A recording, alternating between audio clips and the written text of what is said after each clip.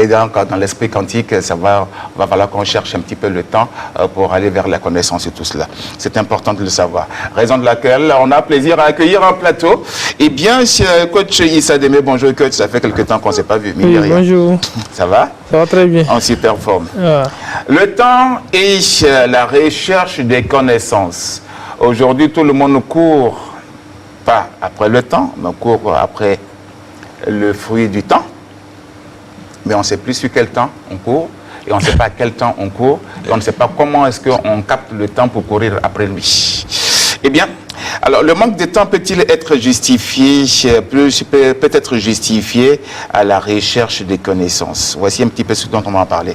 Okay. Donc on plante le décor. Ok.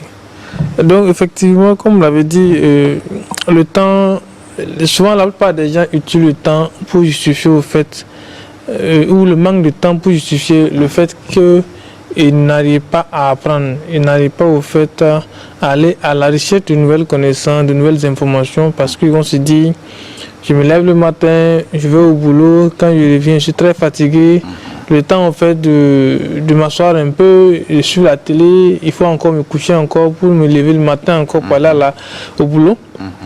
Alors que pendant ce même moment, et ceux qui sont autour d'eux, qui arrivent au fait à faire des promotions continues, bénéficient au fait du même temps. Puisqu'on dit le temps est l'une des choses qui sont partagées de façon équitable à tous les êtres humains. Que vous soyez blanc, noir, ou que vous soyez riche, pauvre, que vous soyez grand, petit, vous avez 24 heures. C'est 24 heures, c'est de 0 heure 1 seconde à 23h59 minutes 59 secondes. Donc, ça dit que ceux qui arrivent à faire des merveilles font des merveilles dans les 24 heures. Et ceux qui n'arrivent pas aussi à faire des merveilles ne le font pas dans les 24 heures. Donc, ça veut dire s'il y a des gens autour de vous qui arrivent à apprendre, à continuer les études, qui arrivent au fait à avoir de nouvelles connaissances, de nouvelles informations, durant ces 24 heures-là, ça veut dire que vous aussi, vous pouvez le faire. Et si la justification ne tient pas, alors qu'il y a des gens qui jouent le manque de temps. Vous voyez, cette thématique, au fait, vient de mon livre « Rompre avec l'ignorance » et qui est né, au fait, d'une enquête que nous avons faite. Et là, oui. Rompre avec l'ignorance. Je peux avoir un... OK. On a fait, au fait, une enquête, c'était pour mettre en place une formation qu'on appelle le mental de l'employé heureux. Voilà. Il y a, s'il te plaît, est-ce que je pourrais avoir un plan là-dessus? Voilà. Rompre avec l'ignorance. Je viens, m'excuse une minute. Voilà, rompre avec l'ignorance. C'est important de savoir parce que rompre avec l'ignorance, c'est un ouvrage qui vise à donner des astuces favorisant la continuité de l'apprentissage après l'école. Il se veut être un guide visant à permettre à chacun de nous de convertir ses connaissances et expériences en compétences. Au-delà de ces astuces, vous trouverez de nombreux conseils pour rompre avec vous-même, car une personne qui rompt avec l'ignorance et qui réussit à rompre avec elle-même ne peut que vivre une vie épanouie. Voici ça. Merci, Ignace. Voilà.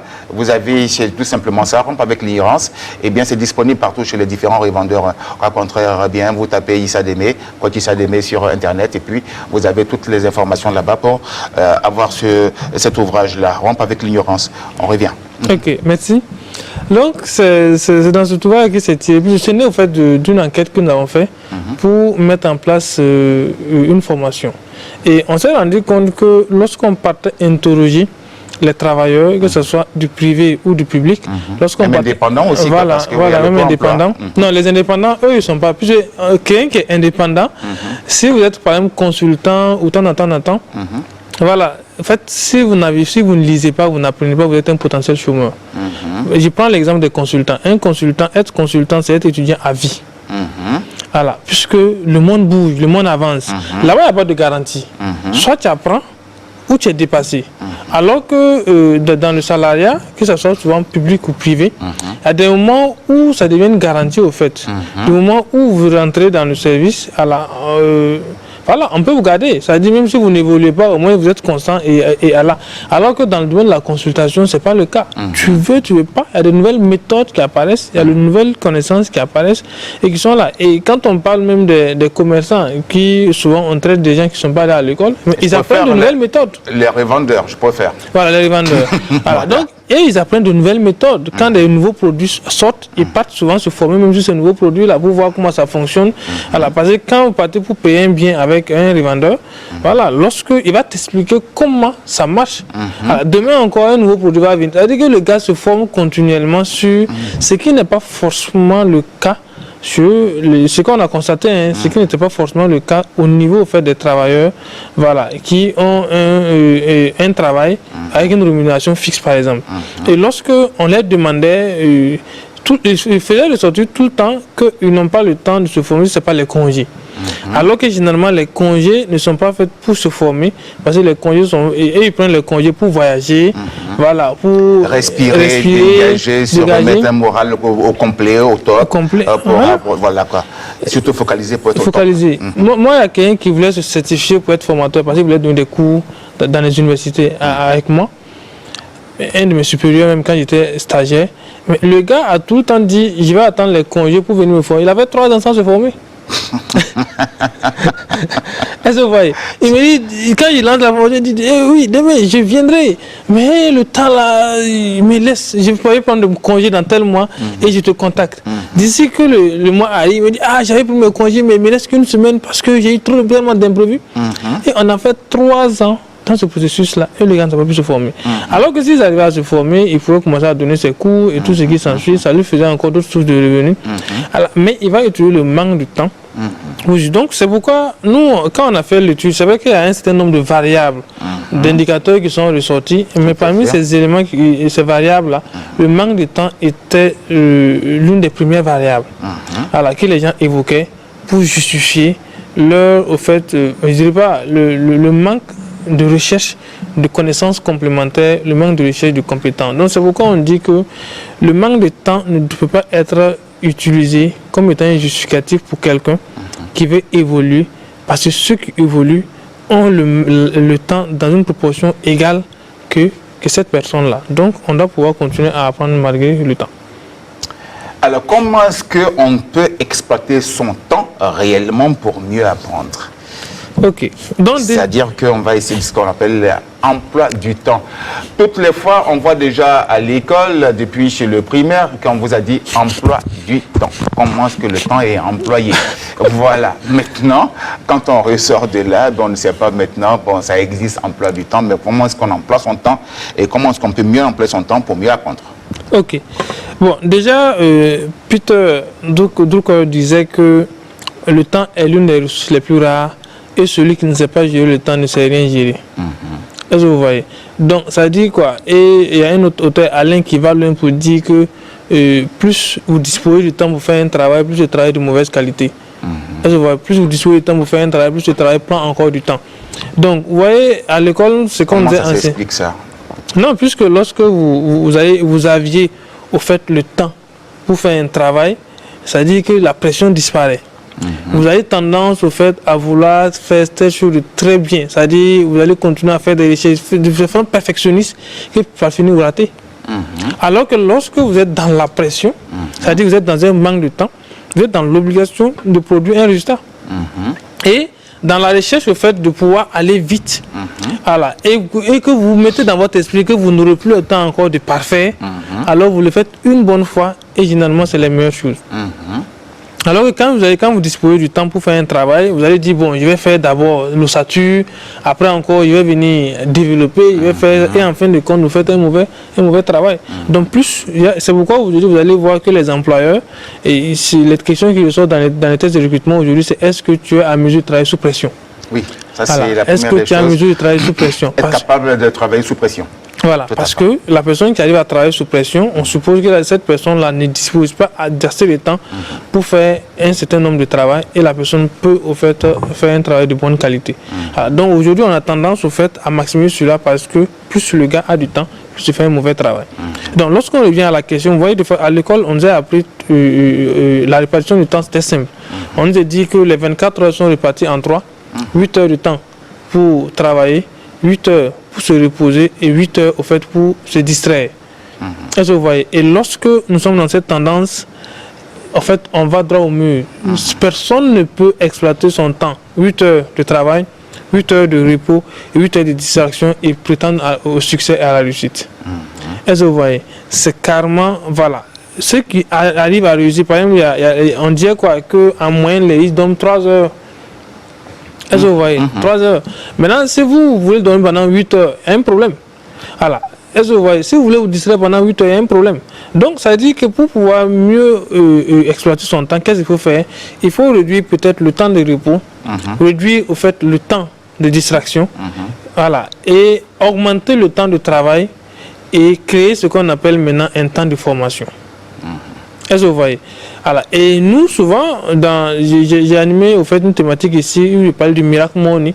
Et le Miracle Morning qui est le SAVES, qui va du silence, les affirmations, la visualisation, les épreuves sportives, la lecture et puis l'écriture. Mais on dit ça prend 1 heure de notre temps. C'est-à-dire vous allez 1 heure de votre distraction et vous appliquez cette méthode-là. C'est-à-dire ça vous permet déjà de lire. Et on dit quoi? Lorsque vous lisez, c'était 20 minutes de lecture, et en 20 minutes, on suggère que vous lisez au moins 10 pages. Et si vous arrivez à lire 10 pages par jour, ça vous fait 10 multiplié par 360, ça fait 3650 pages que vous allez lire, comment on appelle, en 1 année. Si vous arrivez à lire ça en 1 année, ça vous fait en moyenne 15 livres de 200, plus de 15 livres de 200 pages que vous allez lire. Maintenant, imaginez-vous une personne qui lit dans un domaine précis 15 livres en 1 année. Rien qu'en consacrant 20 minutes à la lecture, mais elle se fait pratiquement 10 km d'avance. Voilà, donc par rapport aux autres. Donc ça veut dire que vous n'avez même pas besoin de beaucoup de temps, mais vous avez besoin juste de 10 minutes pour perfectionner par jour. Et il n'y a pas de raison que vous n'arrivez pas au fait à perfectionner par jour. Donc déjà, il faut réduire le temps de distraction, augmenter le temps de travail, mais créer ce qu'on appelle un temps d'apprentissage. Le repos est forcément essentiel et la distraction est nécessaire aussi, mais on peut se distraire même en apprenant. C'est ce que j'explique aux gens. Lorsque vous écoutez des podcasts, lorsque vous écoutez au fait des vidéos de motivation sur YouTube, lorsque vous écoutez des audios, ce sont des connaissances que vous perfectionnez et en vous, par la distraction. Et ça vous fait avancer encore de l'avant. Donc, 8 heures de temps pour travailler, 8 heures de temps pour se reposer, 8 heures de temps en fait pour se distraire, c'est le chemin des gens qui vont vers l'échec. Si vous voulez réussir, vous devez augmenter votre temps de travail, diminuer le temps de repos et créer ce qu'on appelle un temps d'apprentissage. Parce que chaque jour, vous devez pouvoir lire, vous devez pouvoir apprendre, vous devez consacrer au moins 1 heure de temps à vous. Et c'est 1 heure là-dedans sortir de la distraction et du repos. Voilà. Donc, il y a Napoléon qui disait, il dit, le travailleur qui travaille à ses heures de repos, voilà, ne va jamais durer dans un poste de subalterne. Ce travailleur grimpera les échelons pour avoir l'amitié de ceux qui lui donneront la chance. Donc lorsque vous travaillez à vos heures de distraction, lorsque vous travaillez à vos heures de repos, lorsque vous continuez d'apprendre, que quelqu'un veut ou quelqu'un ne veut pas, vous allez avancer. Parce que tout simplement, vous allez avoir de la compétence à revendre et vous pouvez aussi développer des affaires plus tard. Parlons un petit peu de la contribution du quantique dans cette histoire de la recherche et de la gestion du temps. Comment est-ce que le quantique se met là-dedans pour nous aider dans cette contribution à la recherche et puis à la meilleure gestion du temps? Dans tous les cas, le quantique même dit que le temps même est une conception humaine. Le temps n'existe pas. C'est pourquoi on dit, dans le quantique, on dit rompre avec soi n'est rien d'autre que d'identifier un soi idéal et la forme meilleure du soi qui existe aujourd'hui dans votre environnement, dans votre corps et dans le temps. Et l'un des éléments à transcender dans le quantique, c'est le temps. Parce qu'on se dit que le temps, la conscience même du temps empêche l'homme d'être en fait celui qui veut être. Pour simplifier ça, on lui dit quoi? En termes simples, ça veut dire quoi? Que le temps est une conscience. Si on arrive à transcender le temps, on peut faire beaucoup de choses. Lorsque je ne me limite plus par le temps. Est-ce que vous voyez? Il y a une capacité à cela? Oui, il y a une capacité. D'accord. Voilà. Lorsque je me limite plus, voilà, lorsque je me limite plus par le temps, lorsque au fait je ne définis pas mes capacités par le temps. Voilà, vous voyez, j'explique quelque chose de très simple. Il y a des gens pour qui le temps va vite. Il y a des gens pour qui le temps va lentement. Je prends l'exemple. Lorsque vous êtes en train de faire un travail, je dirais un travail sous pression, vous avez tendance à voir que le temps va très vite. Mais lorsque vous êtes en train de faire quelque chose d'ennuyeux et que vous voulez que le temps passe vite, vous avez tendance à croire que le temps ne va pas ne passe pas vite. Ouais. Est-ce que vous voyez? Je vous suis. Voilà. Mais ça, c'est lié à quoi? Donc, ça veut dire que pendant ce même intervalle de temps, on prend peut-être 2 heures de temps, vous êtes en train de faire un travail, le joint qui doit vous prendre 4 heures, et vous devez faire en 2 heures, vous allez rendre compte que les 2 heures vont passer très vite. Par rapport à quelqu'un en fait, qui devait faire un travail en 1 heure, et on l'a donné 2 heures, et on dit que c'est pas à la fin des 2 heures, on ne peut pas te recevoir, on va voir que le temps va aller rapide. Mais c'est ce même intervalle de temps-là. Qu'est-ce qui se fait que le temps va vite pour l'autre et ça va lentement pour l'autre? C'est une conception humaine. Est-ce que vous voyez? Donc, celui qui conçoit qu'il manque du temps pour apprendre, qu'il manque du temps pour aller de l'avant, c'est une conception humaine. Celui qui suppose qu'il a le temps pour apprendre, qu'il a le temps pour aller de l'avant, c'est une conception humaine. Donc, celui qui suppose qu'il a le temps va créer du temps. Et celui qui suppose qu'il n'a pas de temps va toujours en manquer. C'est pourquoi le docteur Deepak Chopra parlait au fait de la biologie, de l'horloge biologique, ou d'autres vont parler de l'horloge universelle. Mais il y a des gens pour qui leur horloge biologique s'accélère, il y a des gens pour qui leur horloge biologique va lentement. Mais si vous activez votre horloge biologique pour que ça va vite, ça c'est pour vous. Par exemple, nous tout le temps, on marche, on dit on n'a pas le temps. Est-ce que vous voyez? Mais on veut même que les 24 heures s'augmentent pour qu'on puisse faire certaines choses. Pendant ce temps, il y a des gens où les 24 heures c'est trop pour eux. Mais nous sommes dans le même pays, dans la même ville, mais c'est au regard de ma conception du temps qui fait que mon horloge biologique s'accélère et l'autre, au regard de sa conception du temps, fera que son biologique va. Donc ça veut dire quoi? Que le quantique nous amène tout simplement à changer notre conception du temps. Puisqu'on dit que lorsque vous changez votre façon de voir les choses dont vous regardez changent. Donc lorsque vous changez votre conception de voir le temps va changer. Soit vous allez avoir beaucoup de temps pour apprendre, ou vous n'allez pas avoir beaucoup de temps pour apprendre. Dans tous les cas, tout dépendra au fait de vous. Puisque le quantique nous confère le pouvoir de maîtriser et de diriger le temps. Alors, parce que nous sommes maîtres du temps. Maintenant, si on rejette au fait cette capacité que le quantique nous confère, donc on va toujours être là à ne pas avoir le temps, mais à justifier au fait notre incapacité de faire les travaux par le fait que nous n'avons pas le temps. Alors que nous avons le temps, puisque si nous changeons notre conception, on peut jouer sur notre horloge biologique ou encore l'horloge universelle. Rompre avec soi-même, quoi. Ouais, rompre avec soi. C'est ça. C'est pourquoi on dit rompre avec soi n'est rien d'autre que d'identifier un soi idéal qui est à la fois meilleur du soi qui existe aujourd'hui dans votre environnement, dans votre corps et dans le temps. Et quand on arrive à rompre avec tout ça et qu'on prend la peine de pouvoir faire le travail dans le temps, donc on fait un travail bien fait dans le temps et qu'on ajoute un peu de loisirs, on ne peut qu'avoir une vie épanouie. Oui. Et les loisirs, ça te planifie. Il prend l'exemple de quelqu'un, Jim Rohn qui expliquait. Il dit le gars travaille, il a dit quoi? Soit à ce que tu fais. Si vous voulez travailler, travaillez. Si vous voulez vous reposer, reposez-vous. Lui, il prend 1 semaine de travail, 1 semaine de repos. Mais le gars fait des résultats exceptionnels. Mais il y a des gens qui font tout. Ils ne se reposent pas. Et ceux qui ne travaillent pas.